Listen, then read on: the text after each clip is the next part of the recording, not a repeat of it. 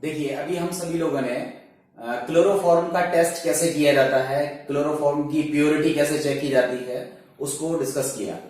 अब हम एक इंपॉर्टेंट टॉपिक की तरफ चल रहे हैं। आपके एनसीईआरटी में जो टॉपिक मेंशन है उस टॉपिक का नाम है पॉलीहेलोजन यौगिक, जिसको हम बोलते हैं पॉलीहेलोजन कंपाउंड। तो ये पॉलीहेलोजन कंपाउंड एक छोटा सा टॉपिक दिया हुआ है और उसमें एक पेज में बहुत सारी चीजें मिक्सअप कर दी गई हैं। एक्चुअली जो आपकी एनसीईआरटी में है उसमें गागर में सागर भरने की कोशिश करी जाती है।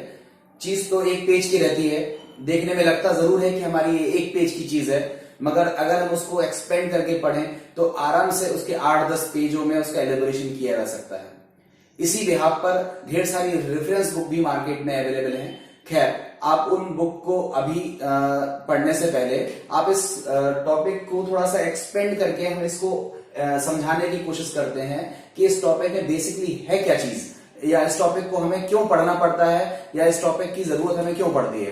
तो देखिए, आइए हम बात करते हैं पॉलीहेलोजन यौगिक। ध्यान से समझिए, अभी इससे पहले जो हम टॉपिक पढ़ रहे थे वो था मोनोहेलोजन कंपाउंड, मींस जिसमें एक हेलोजन ग्रुप था, उसको हम बोलते हैं मोनोहेलो कंपाउंड या मोनोहेलोजन कंपाउंड।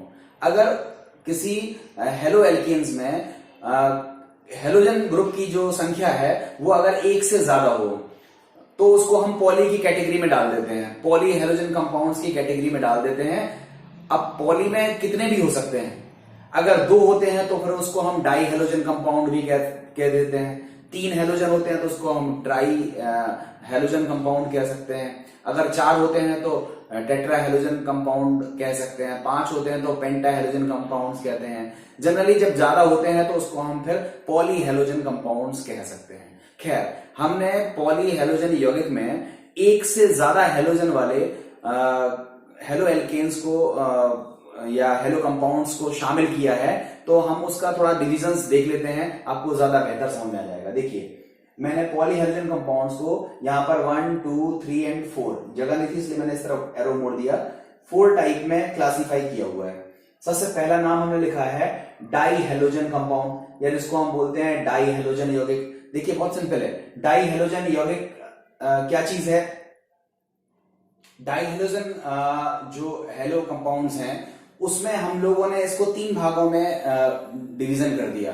जो 3 भाग आपको पढ़ने भी हैं, अभी मैं हर एक पार्ट पर छोटा छोटा वीडियो इसी में शामिल करने वाला हूं, जिससे आपको इन सब चीजों की नॉलेज हो जाए। बट उससे पहले आपको पता होना चाहिए कि हमारा पढ़ने का स्ट्रेटजी क्या होगा। तो हम सबसे पहले बात कर रहे हैं डाई हेलो कंपाउंड्स की, और डाई हेलो कंपाउंड्स में जो सबसे पहला कंपाउंड है उसका नाम होता है मेथिलीन क्लोराइड। ध्यान से समझिएगा। देखो, ये ग्रुप होता है मैथिल, CH3 को हम बोलते हैं मैथिल ग्रुप। और अगर हम CH2 को ले लें तो इसकी 2 वैलेंसी हो जाएगी, 1 और 1। इसको बोलते हैं मैथिलीन ग्रुप। अगर इस मैथिलीन पर अगर हम 2 Cl लगा दें तो इसको नाम हो जाएगा मैथिलीन क्लोराइड। मतलब इसको हम किस तरह लिख सकते हैं? CH2Cl2। अगर हम CH2Cl2 लिखेंगे तो इसका नाम क्या हो जाएगा? इसका नाम हो जाएगा मैथिलीन क्लोराइड, या फिर इसको IUPAC नाम में बोलेंगे तो क्या नाम हो जाएगा? डाइक्लोरोमेथिन। अब हम दूसरा पार्ट देखते हैं जिसमें हम बात करते हैं जेम डाई हैलाइड की। देखो, ये भी डाई हैलाइड है। डाई हैलाइड में 2 हेलो ग्रुप रहते हैं अगर वो दोनों हेलो ग्रुप एक ही कार्बन पर मौजूद हैं। ध्यान से समझिएगा, एक ही कार्बन पर दोनों हेलो ग्रुप मौजूद हैं। जैसे थोड़ी देर के लिए हम बात करते हैं CH3 CH3। ये हमारे पास एक कंपाउंड है जिसका नाम है एथेन। हमने यहां से एक H हटाया और एक Cl लगाया, और एक H हटाया, एक और Cl लगाया। तो यहां पर देखो, हमने 2 हेलोजन ग्रुप डेवलप किए हैं। ये क्लोरीन है और ये क्लोरीन है, और ये दोनों क्लोरीन कहां पर अटैच हैं? एक ही कार्बन से जुड़े हुए हैं। तो ये किस कैटेगरी में चला जाएगा? Gem dihalide. तो जेम डाई हैलाइड्स मतलब ऐसे डाई हैलाइड जिसमें हेलो ग्रुप एक ही कार्बन पर मौजूद हो। वो कार्बन कोई भी हो सकता है, पहला नंबर का, दूसरे नंबर का, तीसरे नंबर का, किसी भी कार्बन पर अगर एक ही कार्बन पर 2 हेलो ग्रुप मौजूद होते हैं तो उसको हम बोलते हैं जेम डाई हैलाइड। और उसके बाद एक तीसरी कैटेगरी आती है जिसको हम बोलते हैं विक डाई हैलाइड। देखो, ये भी डाई हैलाइड है, मतलब इसमें 2 हेलो ग्रुप हैं, और 2 हेलो ग्रुप जब होते हैं तो अगल बगल की पोजीशन का मतलब जैसे सपोज दैट हमने ये एल्केन बनाई, CH3 CH2 एंड CH3। तो देखो, इसमें कितने कार्बन है? 3 कार्बन है। हमने 3 कार्बन में से क्या काम किया, एक हेलो ग्रुप को, एक क्लोरो ग्रुप को कार्बन नंबर 1 पर लगा दिया, तो और दूसरे को लगा दिया 2 नंबर पर। तो ये कार्बन नंबर 1 पर है और कार्बन नंबर 2 पर है, तो हम कहेंगे ये दोनों हेलो ग्रुप अगल बगल के कार्बन पर हैं। अगर अगल बगल के कार्बन पर मींस एडजेसेंट कार्बन पर मतलब 1 और 2 पर हो, या 2 और 3 पर हो, या 3 और 4 पर हो, मतलब कहीं पर भी हो, बस 2 हेलो ग्रुप हो, और वो दो हेलो ग्रुप जिन कार्बन पर हैं अगर उनकी हम नंबरिंग करें तो वो अगल बगल के कार्बन होने चाहिए। अगर ऐसा डाई हेलो कंपाउंड्स पाया जाता है तो उसको हम किस कैटेगरी में रखते हैं? विक डाई हैलाइड की कैटेगरी में रखते हैं। आई थिंक आपको ये तीनों समझ में आ गए होंगे। ये स्पेशल कैटेगरी है, इसमें नाम ही है मेथिलीन क्लोराइड या डाइक्लोरोमेथिन। उसके बाद जेम डाइहैलाइड की ये कैटेगरी है, इसमें 2 कार्बन नहीं, इसमें 2, 3, 5, 7, 9 कितने भी हो सकते हैं, बट शर्त यह है कि अगर एक ही कार्बन पर 2 हेलोजन आएंगे तो जेम, और अगल बगल के 2 कार्बन पर आएंगे तो उसको हम क्या बोलते हैं? विक डाइहैलाइड। तो आपको ये टॉपिक समझ में आ गया होगा, तो मैं इस टॉपिक को इरेज कर दे रहा हूं। अब देखिए डाइहेलो कंपाउंड्स के बाद अब हम बात कर लेते हैं ट्राइहेलो कंपाउंड्स की। ठीक है, देखिए ट्राइहेलो कंपाउंड्स आप अभी जस्ट मेरे पिछले वीडियो में सीखते हुए आ रहे हो। इस CHX3 देखो ये X है हेलोजन, ये X है हेलोजन, और हेलोजन में कोई भी हो सकता है, क्लोरीन, ब्रोमीन, आयोडीन, कोई भी हेलोजन हम यहां पर यूज कर सकते हैं। 3 हेलोजन कंटेनिंग या 3 हेलोजन कंटेनिंग जो कंपाउंड्स होते हैं उसको हम क्या बोलते हैं? ट्राई हेलोजन कंपाउंड, उसको बोलते हैं ट्राई हेलोजन यौगिक। अब ट्राई हेलोजन यौगिक में अगर क्लोरीन रहेगा तो उसका नाम क्या हो जाएगा? क्लोरोफॉर्म, पढ़ चुके हो आप। अगर ब्रोमीन रहेगा तो उसका नाम क्या हो जाएगा? ब्रोमोफॉर्म, और अगर आयोडीन रहेगा तो उसका नाम क्या हो जाएगा? आयोडोफॉर्म। तो क्लोरोफॉर्म, ब्रोमोफॉर्म और आयोडोफॉर्म ये तीनों कंपाउंड्स किस कैटेगरी में चले जाएंगे? ट्राई हेलोजन कंपाउंड्स की कैटेगरी में चले जाएंगे। इसका डिटेल डिस्कशन आप कर चुके हो, क्लोरोफॉर्म, ब्रोमोफॉर्म और आयोडोफॉर्म। क्लोरोफॉर्म जैसा है ठीक वैसी ही प्रोसेस ब्रोमोफॉर्म की है, वैसी ही प्रोसेस आयोडोफॉर्म की है, बस इनके उपयोग अलग अलग हैं। इसका उपयोग हम इन निश्चेतक के तौर पर करते हैं, तो यहाँ पर जो आपका आयोडोफॉर्म है उसका उपयोग हम पूर्तिरोधी के रूप में इसका उपयोग करते हैं। खैर मैं आयोडोफॉर्म को अभी आगे डिस्कस कर दूंगा, बट ये कंपाउंड्स क्या कहलाते हैं? ट्राई हेलोजन कंपाउंड कहलाते हैं या ट्राई हेलोजन यौगिक कहलाते हैं। अब ट्राई हेलोजन यौगिक के बाद हम अगर बात करें तो अब हमारे पास कैटेगरी कौन सी आती है? ट्राई हेलोजन कंपाउंड्स की ही एक और कैटेगरी आती है। ठीक है, देखो ट्राई हेलोजन ये भी है, ट्राई हेलोजन ये भी है, बट उसमें एक ही कार्बन था और उसमें 3 हेलोजन लगे हुए थे। वो एक स्पेशल कैटेगरी थी। जिस तरह से वो मेथिलीन मेथिलीन क्लोराइड लिखा था, उसी तरह से क्लोरोफॉर्म, ब्रोमोफॉर्म, आयोडोफॉर्म भी ट्राई हेलोजन कंपाउंड है, और जिस किसी अन्य कंपाउंड में 3 हेलोजन होंगे वो भी किस कैटेगरी में जाएगा? ट्राई हेलोजन कंपाउंड्स की कैटेगरी में जाएगा। तो देखिए ये भी ट्राई हेलोजन कंपाउंड्स हैं, और इस कंपाउंड्स का नाम है वेस्ट्रोसॉल। देखो ये जनरल नॉलेज का बहुत सारा क्वेश्चन है, बहुत पूछा जाता है, आपसे पूछा जाता है निम्नलिखित में से वेस्ट्रोसॉल का नाम क्या होता है? तो देखिए समझ लीजिएगा, एथिलीन मतलब 2 कार्बन है और डबल बॉन्ड भी है, तो उसको हम क्या बोलते हैं? एथिलीन। देखो समझ में आ रहा होगा आपको, CH2 डबल बॉन्ड CH2, उसको हम क्या पढ़ते हैं? एथिलीन। अब इस एथिलीन में से हमने 2 H हटा के 2 Cl लगा दिए, और एक H हटा करके एक और Cl लगा दिया, तो बताओ कुल 3 क्लोरीन ग्रुप लगा दिए, तो इसका नाम क्या हो जाएगा? Try chloro. इसका नाम हो जाएगा ट्राई क्लोरो एथिलीन। तो ट्राई क्लोरो एथिलीन, ये इसका नाम क्या हो जाएगा? वेस्ट्रोसॉल। वेस्ट्रोसॉल का उपयोग क्या है या वेस्ट्रोसॉल का हम यूज क्या करते हैं वो मैं अभी आगे एक टॉपिक बना करके उसमें ले रहा हूं। तो ये आपका वेस्ट्रोसॉल है, ये भी जनरल नॉलेज लेवल में बहुत इंपॉर्टेंट क्वेश्चन है कि ट्राई क्लोरो एथिलीन का नाम क्या होता है? आंसर होगा वेस्ट्रोसॉल। इसके बाद हम बात करते हैं अगर 3 से ज्यादा हो तो उसको फिर हम बोलते हैं टेट्रा हेलोजन यौगिक। अगर एक हो तो मोनो हेलो कंपाउंड्स हैं, वो तो खैर अलग ही हो गया। 2 हो तो डाई हेलो, 3 हो तो ट्राई हेलो, 4 हो तो टेट्रा हेलो कंपाउंड या टेट्रा हेलोजन कंपाउंड्स क्या होते हैं? उसमें एक नाम है, देखो मिलता जुलता नाम है, ये क्या है? वेस्ट्रोन। देखो ध्यान से समझना, इसलिए गलती होती है। ये वेस्ट्रोसॉल है, ट्राई क्लोरो एथिलीन को हम बोलते हैं वेस्ट्रोसॉल, और टेट्रा क्लोरो एथिलीन को हम क्या बोलते हैं? वेस्ट्रॉन कहते हैं। इसका नाम क्या हो जाएगा? वेस्ट्रॉन। अब वेस्ट्रॉन के बाद यहां पर देखें एक और कंपाउंड है, इसमें 4 फ्लोरीन है, 2 फ्लोरीन ये और 2 फ्लोरीन ये, तो कुल मिलाकर के 4 फ्लोरीन इसमें मौजूद हैं, और इसका नाम क्या हो जाएगा? टेट्रा फ्लोरो एथिलीन। टेट्रा फ्लोरो एथिलीन में हमारे पास 4 फ्लोरीन मौजूद हैं, मतलब एथिलीन का फॉर्मूला आपको पता है CH2 डबल बॉन्ड CH2। इसमें हमने चारों H हटा करके 4 फ्लोरीन लगा दिए, तो इसका नाम हो जाएगा टेट्राफ्लोरोएथिलीन। ठीक है, ये भी हमारा कैसा कंपाउंड है, पॉलीहेलोजन कंपाउंड है, और इसका उपयोग, बहुत सारा उपयोग हमें पढ़ना है। अभी मैं आगे अलग से टॉपिक बना करके जब इसको लिखता हूं टेट्राफ्लोरोएथिलीन, तो आपको ज्यादा बेहतर समझ में आ जाएगा। इसके बाद जो बोर्ड एग्जाम में और डेली लाइफ में जो सबसे ज्यादा उपयोगी कंपाउंड है वो ये 3 है, वेरी मोस्ट इंपॉर्टेंट है। ये तीनों बोर्ड में बहुत पूछे जाते हैं, और देखो मैं तीनों का नाम बता रहा हूं।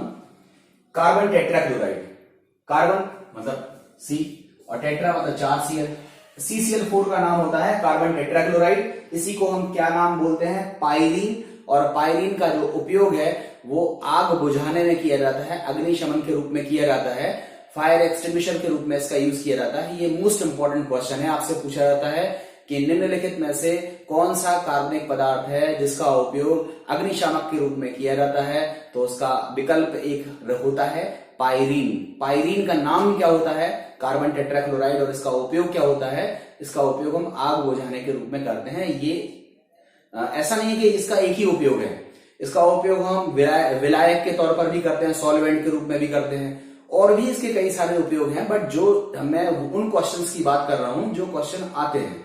ठीक है, अब हम बात कर लेते हैं नेक्स्ट टॉपिक की। इस टॉपिक का नाम है फ्रीऑन। ये बहुत इंपॉर्टेंट है, बहुत इंपॉर्टेंट है, बहुत ज्यादा पूछा जाता है फ्रीऑन के बारे में। देखिए समझिएगा, आप सभी लोगों के घरों में फ्रिज होगी, आपने देखा होगा फ्रिज में जो कंप्रेसर होता है उसमें पीछे साइड में एक लिक्विड टाइप का भरा होता है। बेसिकली वो गैस है जो कंप्रेस करके भर दी जाती है। पहले के जो पुराने जो फ्रिज बना करते थे, उस फ्रिज में, या आपके घरों में एसी होगा तो उस एसी में कुछ गैस भरी जाती थी लिक्विड के रूप में करते हुए। वो गैस जो पहले भरी जाती थी, उस गैस का नाम क्या था, फ्रीऑन गैस था। अब देखो फ्रीऑन कई तरह की होती है। फिलहाल मैंने अभी फ्रीऑन के यहाँ 3 टाइप लिखे हुए हैं, जिसका नाम है फ्रीऑन 11, फ्रीऑन 12 एंड फ्रीऑन 112। ये फ्रीऑन में क्लोरीन कार्बन भी होता है, फ्लोरो ग्रुप भी होता है, और Cl ग्रुप भी होता है। थोड़ी देर में मैं एक उदाहरण लिख रहा हूं। जो फ्रीऑन 12 है, इसका मैं अगर उदाहरण लिखूं तो इसका उदाहरण है CF2Cl2। तो देखो इसमें कार्बन भी है, फ्लोरीन भी है, क्लोरीन भी है, तो इसको हम बोलते हैं क्लोरोफ्लोरोकार्बन, क्लोरोफ्लोरोकार्बन फ्रीऑन। और फ्रीऑन गैस भरी कहा जाती है फ्रिज में, एसी में, या कहें तो प्रशीतक के तौर पर, रेफ्रिजरेंट के तौर पर हम जो गैस यूज करते हैं, या पूछा जाता है फ्रिज में भरी जाने वाली गैस कौन सी है, तो उसका नाम होता है फ्रीऑन गैस। अब फ्रीऑन में फ्रीऑन 11 क्या है, फ्रीऑन 12 क्या है, या फ्रीऑन 112 क्या है, वो मैं आगे ले रहा हूं। फिलहाल आपको एक लाइन में याद रखना है कि फ्रीऑन भी एक क्या है, पॉलीहेलोजन कंपाउंड है। उपयोग इसका कहां किया जाता है, प्रशीतक के तौर पर किया जाता है, कूलिंग एजेंट के तौर पर इसका उपयोग किया जाता है, फ्रिज एसी में इसी गैस को भरा जाता है। इसके बाद एक और कंपाउंड है, ये भी बोर्ड में बहुत पूछा गया है, DDT। अब DDT क्या है, DDT का उपयोग क्या है, DDT के समस्याएं क्या हैं, इन सब पर बहुत अच्छा क्वेश्चन बोर्ड में पूछा गया है। उन सारे क्वेश्चंस को हम नेक्स्ट सेगमेंट में ले रहे हैं। तो इस तरह से हमने क्या देखा कि पॉलीहेलो कंपाउंड्स में जो जो हमारा डिविजन्स था, वो डिविजन्स मैंने एक एक करके आपको समझा दिया।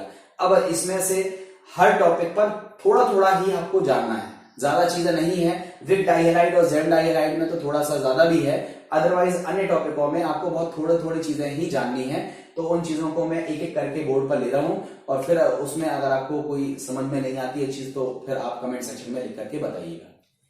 तो आइए देखते हैं। डाइहेलो मेथिल, जिसको हम मेथिलीन क्लोराइड कहते हैं, फॉर्मूला CH2Cl2 होता है।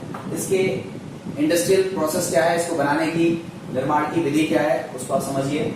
सबसे पहला है फॉर्मेल्डिहाइड। फॉर्मेल्डिहाइड का आपको मैं फॉर्मूला पढ़ा हुआ है HCHO। देखो इसको बोलते हैं फॉर्मेल्डिहाइड। इसको मैं लिखने का तरीका इस तरह लिख रहा हूं, HCHO, ये वही चीज है, इस तरह लिखा हूं। इसका नाम है फॉर्मेल्डिहाइड। अगर इसकी रिएक्शन हम फास्फोरस पेंटाक्लोराइड से करते हैं तो ये ऑक्सीजन हट जाएगा और उसकी जगह 2 क्लोरीन आ जाएगी। आपको मिलेगा C, ऑक्सीजन हट के क्या आ जाएंगे, 2 क्लोरीन, और साथ में क्या हो जाएगा POCl3, फास्फोरिल क्लोराइड। और इसका नाम तो आपको पता ही क्या है, मेथिलीन क्लोराइड। तो फॉर्मेल्डिहाइड की क्रिया फास्फोरस पेंटाक्लोराइड से कराने पर हमको मेथिलीन क्लोराइड बनता है, और साथ में क्या बनता है, फास्फोरिल क्लोराइड, ये बन जाता है। नेक्स्ट है क्लोरोफॉर्म से, देखिएगा क्लोरोफॉर्म का सूत्र होता है CH3। इसमें हम लोगों को एक H और लाना है, तो हम H को जोड़ेंगे। ये H का जोड़ना क्या कहलाता है? रिडक्शन। और ये आप चयन हम किससे कर रहे हैं? जिंक प्लस सांद्र HCl से, तो हमको मिलेगा CH2CH2 प्लस HCl। तो क्लोरोफॉर्म का जब हम अपचयन जिंक और सांद्र HCl के साथ कराते हैं तो भी हमको क्या मिल जाता है? मैथिलीन क्लोराइड। ये तो थी इसके बनाने की विधि। देखो इसके गुण बहुत सारे हैं, मगर इसके गुण ज्यादा इंपॉर्टेंट नहीं है, पूछे नहीं जाते हैं, इसलिए हम उन पर डिस्कशन नहीं कर रहे हैं। आप इसके बारे में केवल इतना याद रखिए कि ये लिक्विड होता है। मैथिलीन क्लोराइड एक लिक्विड है। इसकी स्मेल आप लेंगे तो मीठी सी गंध इसकी रहती है और जल्दी से ये वाष्प में बदल जाता है। तो ये एक मीठी गंध वाला आसानी से वाष्पित होने वाला द्रव होता है। ये इसका एक फिजिकल प्रॉपर्टी है, इसका भौतिक गुण है। और रासायनिक गुण बहुत सारे हैं, उपयोगी नहीं है, इसलिए हम अभी डिस्कस नहीं कर रहे हैं।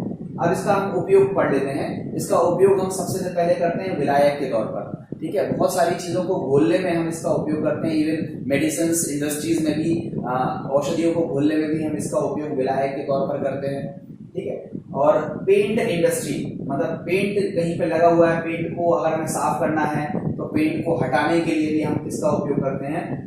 डाइक्लोरोमेथिन या मेथिलीन क्लोराइड का उपयोग करते हैं। ये इसके दो प्रमुख उपयोग हैं।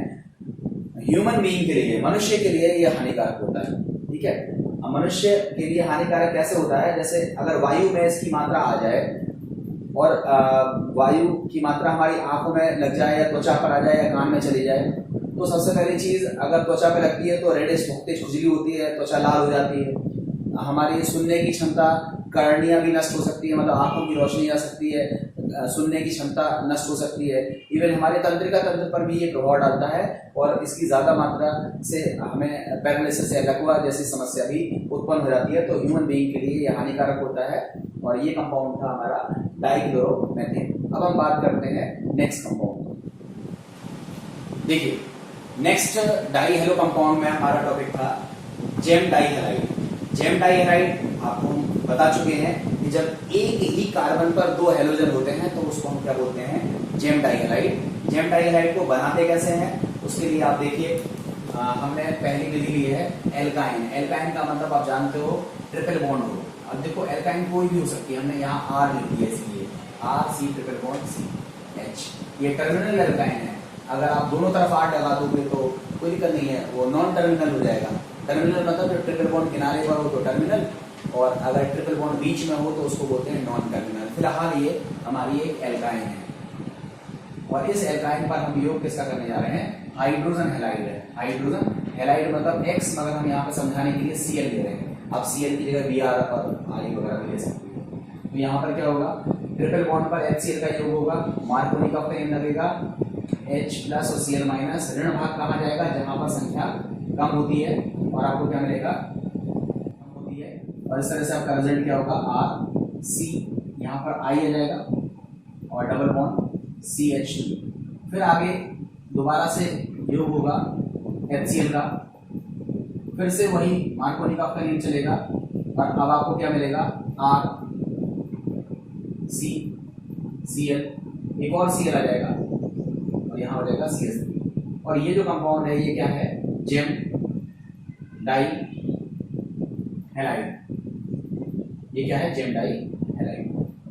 इस तरह से हम जेम डाइहैलाइड का निर्माण कर सकते हैं। मतलब सीधा सीधा सा मतलब है कि एल्काइन पर आप HCl का योग करो, एक बार जुड़ेगा तो डबल बॉन्ड बदल जाएगा, ट्रिपल बॉन्ड बदल जाएगा डबल में, फिर दूसरी बार कर दो तो वो किसमें बदल जाएगा? सिंगल में। एंड फाइनली आप ये देखोगे लास्ट में जो प्रोडक्ट बनता है उसमें दोनों हेलोजन एक ही कार्बन पर रहते हैं, इसलिए उसको हम क्या बोलते हैं? जेम डाइहैलाइड। सिंपल है, ठीक है। अब उसके बाद दूसरा है एल्डिहाइड और कीटोन। आपको बताया था एल्डिहाइड का सूत्र क्या होता है? RCHO।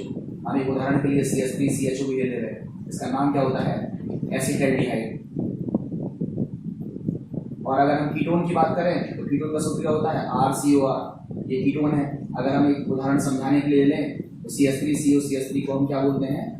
एसीटोन। इन सभी की रिएक्शन हम किससे करने वाले हैं? PCl5 से। किससे करने वाले हैं?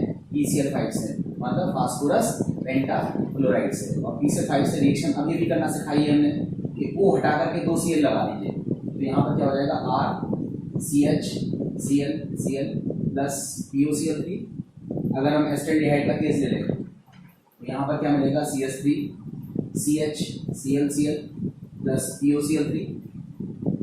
और अगर यहाँ कीटोन का केस ले लें तो क्या बन जाएगा, RCClClNR प्लस POCl3। और लास्ट में क्या बन जाएगा case, CH3 CClClCH3 and POCl3।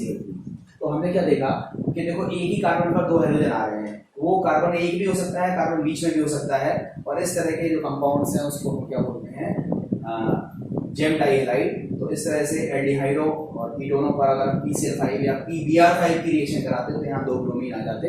इस तरह से हम जेम डाइहैलाइड का निर्माण इन दोनों विधियों से कर सकते हैं, एल्काइन से और एल्डिहाइड कीटोन से। अब हम बात करते हैं इनके गुण क्या होते हैं। ठीक है, देखिए जेम डाइहैलाइड के गुणों में सबसे पहला गुण है जल अपघटन। तो हमने एक जेम डाइहैलाइड का एक उदाहरण ले लिया, CH3 CHCl एंड Cl। देखो ये इसका नाम आप जानते हो, 1,1 डाइक्लोरोएथेन, इसका नाम हो गया 1,1 डाइक्लोरोएथेन। इसका नाम एक और भी है, इसका कॉमन नेम है, इसको याद रखिएगा, एथिलीडीन डाइक्लोराइड। ठीक है, इसका नाम है एक और याद रख सकते हो।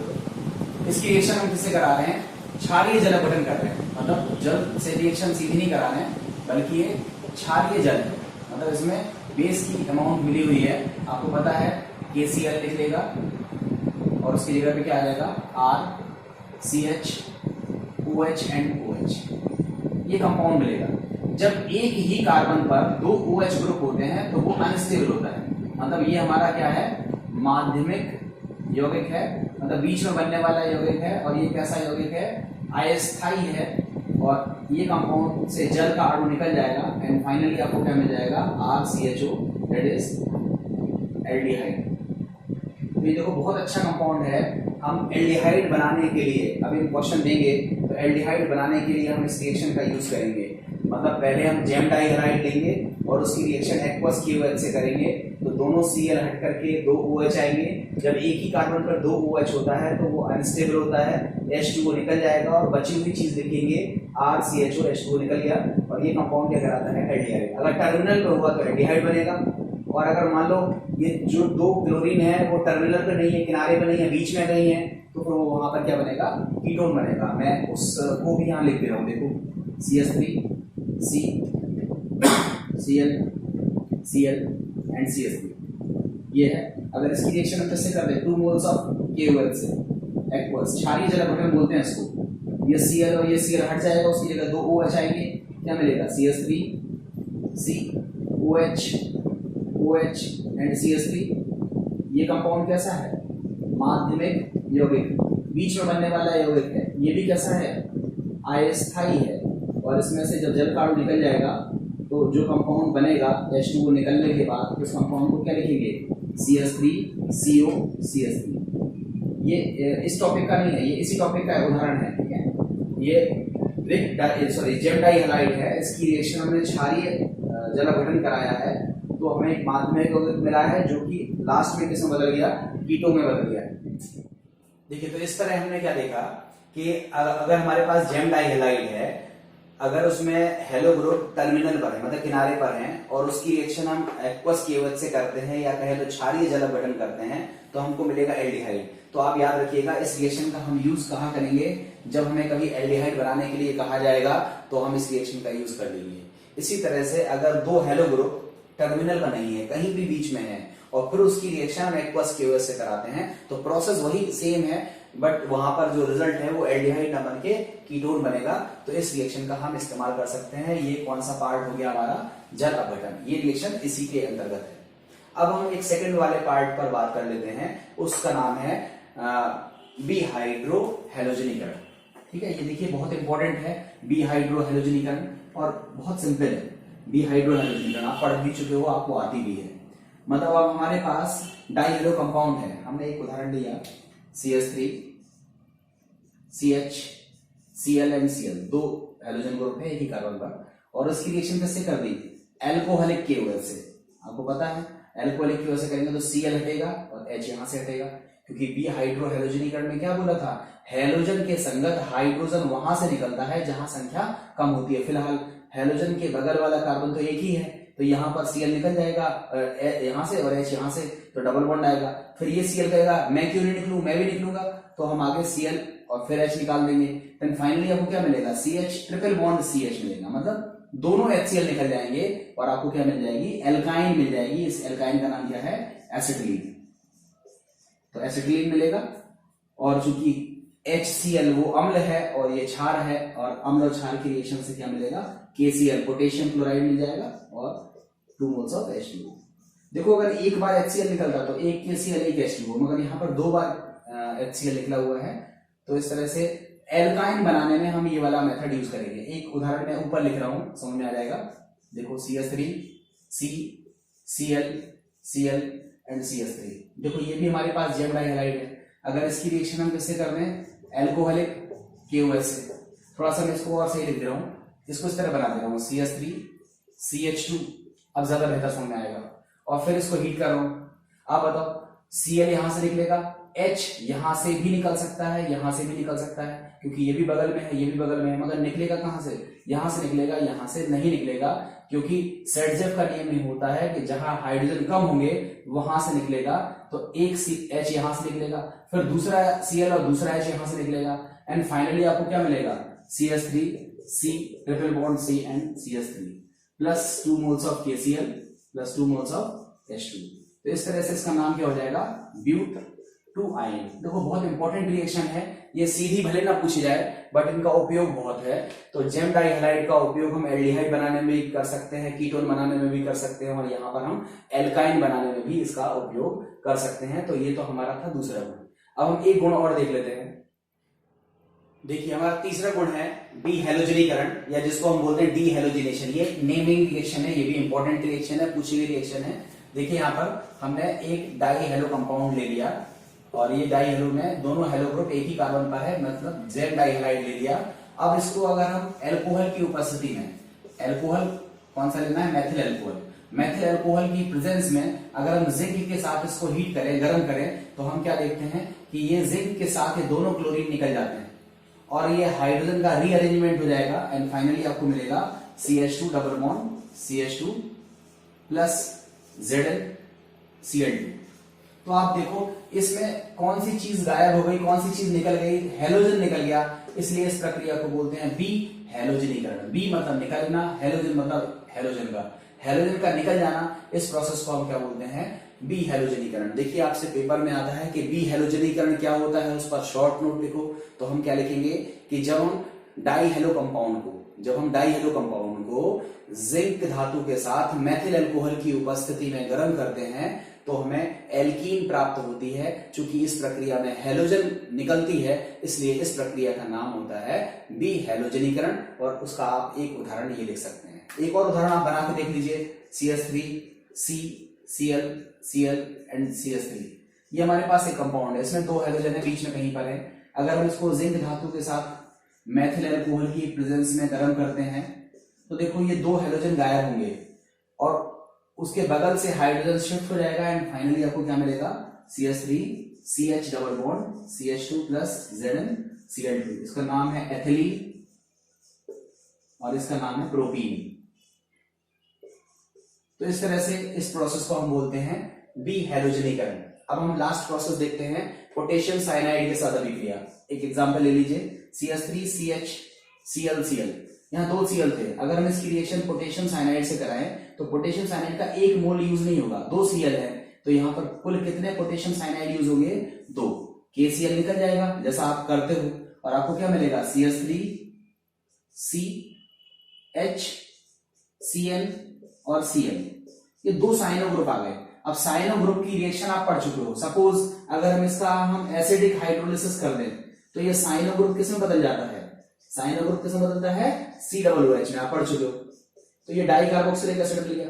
अब डाई कार्बोक्सिलिक एसिड को अगर हम हीट कर दें, ये याद रखिएगा, यहाँ पर नई चीज है, अगर हम डाई कार्बोक्सिलिक एसिड मतलब एक ही कार्बन पर, ध्यान से समझिएगा, ये एक कार्बन है और उस पर 2 COOH हैं, इसको बोलते हैं कि एक ही कार्बन पर जब 2 COOH रहते हैं और ऐसे डाई कार्बोक्सिलिक एसिड को अगर हम गर्म करते हैं तो उसमें से CO2 अणु निकल जाता है, CO2 निकल जाएगा। बाकी बची हुई चीज क्या है, CH3, CH2 एंड COOH। तो इस तरह से हमको ये प्रोपेनोइक अम्ल हमको मिल जाएगा। तो ये वो प्रोसेस है। अब आप साइनाइड ग्रुप पे और भी रिएक्शन है, आप चाहते तो इसका रिडक्शन कर देते तो ये एमीन में बदल जाता एंड सो ऑन। बहुत सारे आपने मेथड्स पढ़े हुए हैं, वो सारे प्रोसेस लग सकते हैं। बट मैंने एक क्वेश्चन जो पूछा जाता है, मैंने उस क्वेश्चन को लिया है। आपसे क्वेश्चन क्या पूछा जाता है कि एथिलीडीन डाइक्लोराइड से प्रोपेनोइक अम्ल बनाओ, ठीक है, ये क्वेश्चन आपसे पूछा जाता है। तो एथिलीडीन डाइक्लोराइड पर पहले हम पोटेशियम साइनाइड की रिएक्शन कराएंगे, दोनों हेलोजन ग्रुप हट करके साइनो ग्रुप आएंगे, वो साइनो ग्रुप का अम्लीय जरा गठन करेंगे तो एसिड में बदल जाएंगे। जब एक ही कार्बन पर दो एसिड ग्रुप रहते हैं तो ऐसे एसिड को अगर हम हीट करते हैं तो उसमें से कार्बन डाइऑक्साइड गैस निकल जाती है एंड लास्ट में जो आपको कंपाउंड मिलेगा उस कंपाउंड का नाम होता है प्रोपेनोइक एसिड। तो इस तरह से हमने जेम डाई हैलाइड के गुणों को पढ़ लिया। इसके बाद हमारे पास और भी पॉली हेलोजन कंपाउंड्स हैं जिसको मैं नेक्स्ट वीडियो में कवर करूंगा। देखिए, थोड़ा सा मैं आपको एक चीज बताना चाहता हूं कि ये रिएक्शन जितनी स्मूथ वे में आप जैसा मैं कर रहा हूं उससे कहीं स्मूथ आप कर सकते हो, बस शर्त केवल इतनी सी है कि बार बार पढ़िए। जितनी बार आप पढ़ेंगे, जितनी बार आप लिखेंगे, उतनी बढ़िया आपको रिएक्शन आने लगेगी। दिमाग का एक्सरसाइज करिए। मेरी जो एक्सरसाइज मैं देता हूं उन एक्सरसाइजेस को आप करिए। एक्सरसाइजेस को अगर आप करना चाहते हैं तो मेरे टेलीग्राम लिंक से आप मेरे चैनल से जुड़ सकते हो और वहां पर मैं एक्सरसाइज शीट पोस्ट करता हूं और फिर सॉल्यूशन शीट पोस्ट करता हूं। तो हर एक वीडियो की एक्सरसाइज शीट अगर आप करते हो तो आपको निश्चित रूप से इसका लाभ होगा। और अगर आपको ये वीडियो अच्छा लगा हो तो आप इसको दूसरों तक पहुंचाएं जिससे और भी लोग इससे लाभान्वित हो सकें। Thank you.